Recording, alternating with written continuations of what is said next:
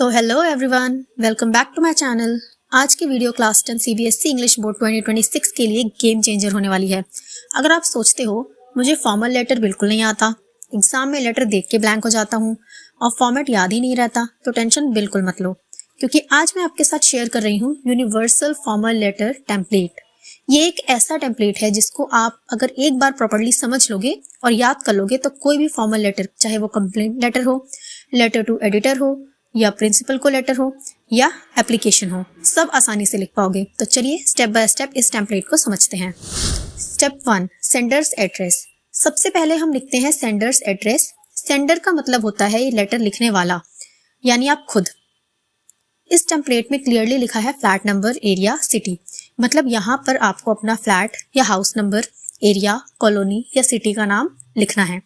ध्यान रखो, ये हमेशा लेफ्ट साइड में लिखा जाता है, हर चीज अलग लाइन में होती है। और जैसे टेम्पलेट में दिया है लीव वन लाइन, इसका मतलब है इसके बाद एक लाइन छोड़नी है।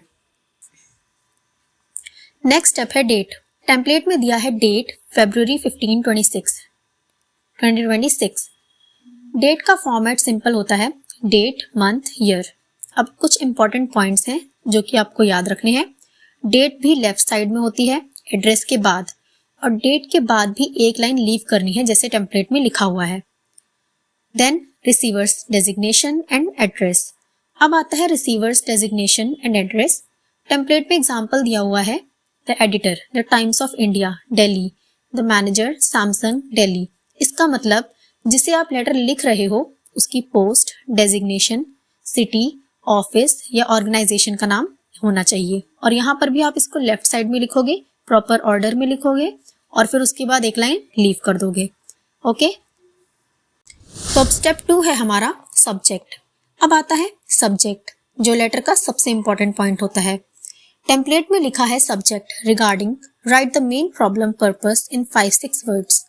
इसका मतलब सब्जेक्ट शॉर्ट होना चाहिए, सिर्फ मेन प्रॉब्लम या पर्पस होना चाहिए।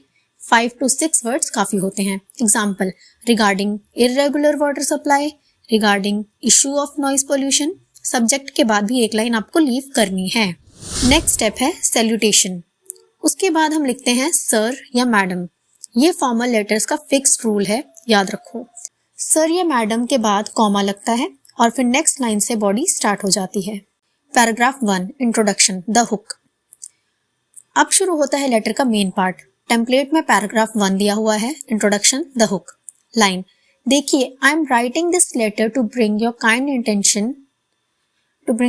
Attention towards the issue of topic name. अब यहाँ आप टॉपिक नेम लिखोगे, ठीक है।